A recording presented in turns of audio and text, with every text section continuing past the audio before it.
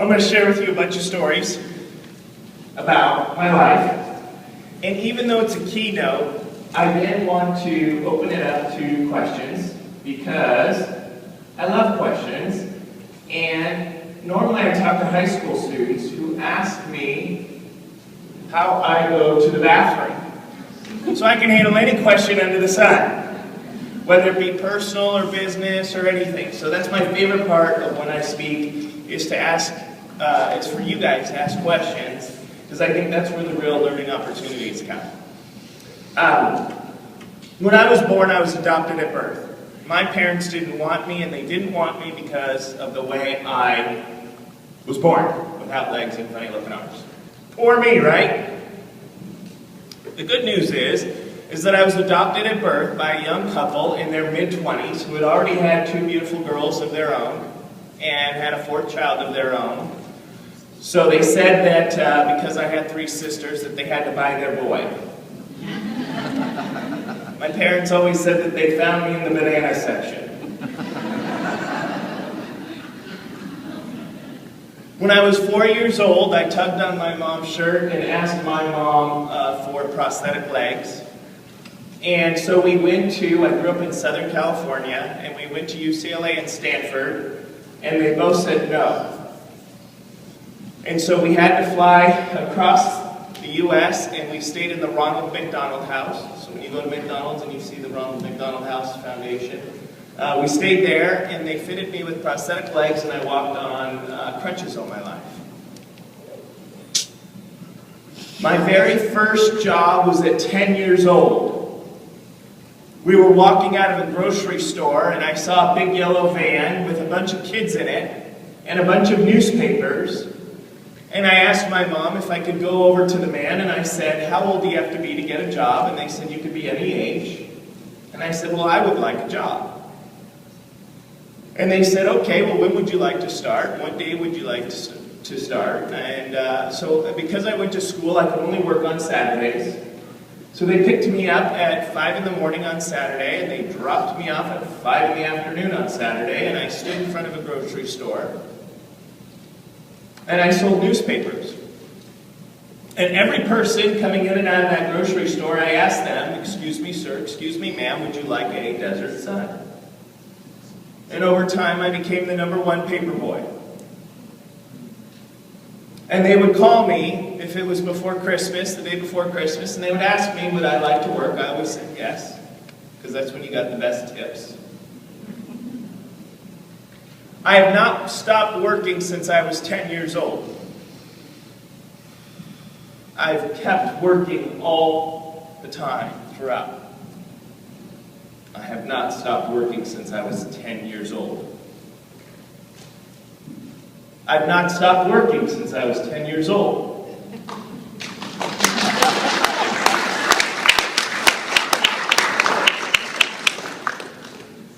I spoke a lot to VR groups. And I do a lot as I tell you more about my story with people with disabilities. I am passionate about helping people with disabilities get jobs. And I'm adamant about telling them I have not stopped working since I was 10 years old.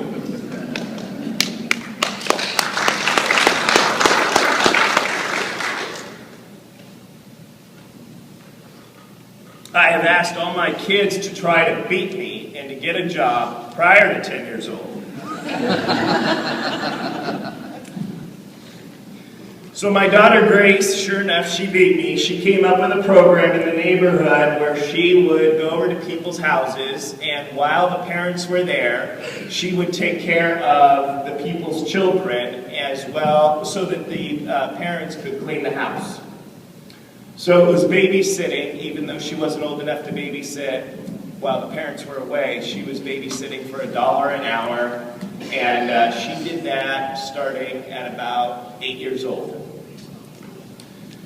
#2 child, Logan, he started making drawings on the weekends, and he would sell them.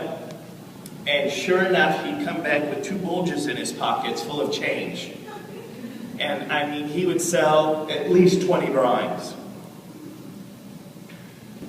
The 4th child took toilet paper rolls and tape and stuff and made robots, lunch bags, brown lunch bags, and made robots and put them all over the neighborhood and put for sale and $2 each. And sure enough, people would buy these puppet robots.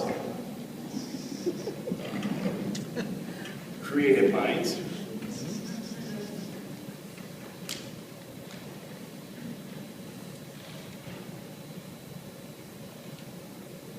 Junior high was tough. Wasn't it tough for everybody? Yes.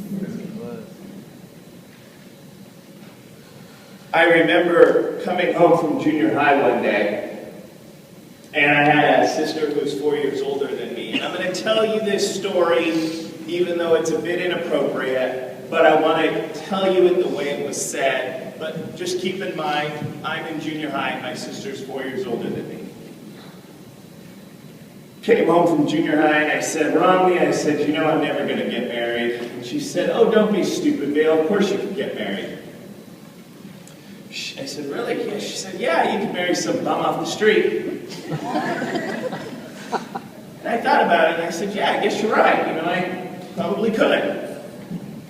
So I made it a game. I said, all right, I'm going to start asking girls if they will go to a dance.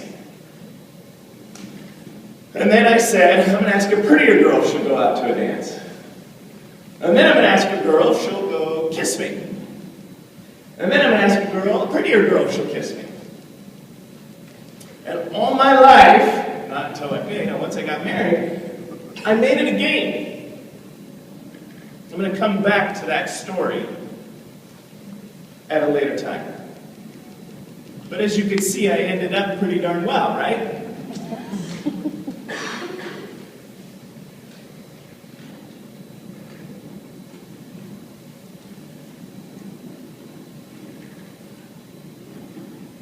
I went to high school and went to my high school counselor, and I told my high school counselor, and my high school counselor continues to tell this story in his life as he is retired now, but is active in his community.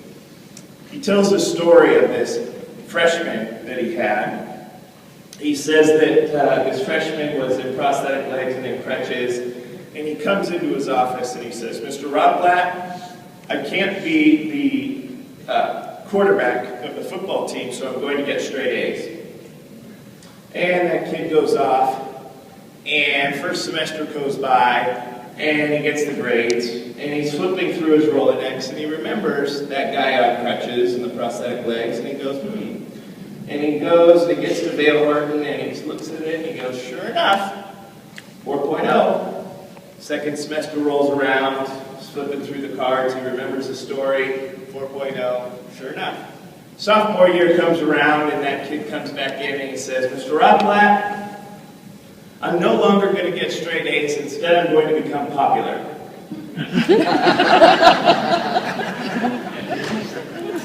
He likes to share that story. I then went to University of Portland, and at University of Portland, I was walking on crutches, and the doctor said I could no longer walk on crutches, that I developed osteoarthritis in my shoulder and carpal tunnel in my hands. And I went on a journey to innovate a crutch, to put a shock absorber inside the crutch, and to make it pivot at the bottom so that it always had 100% ground contact. And when I graduated from college, I did not want to go work for someone else. So I started my own company. And that company today is an $8 million company.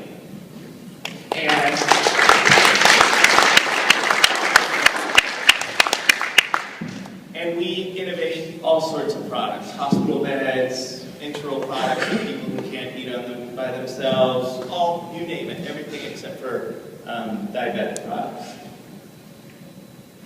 And Keynote continues to grow, even though healthcare reform continues to make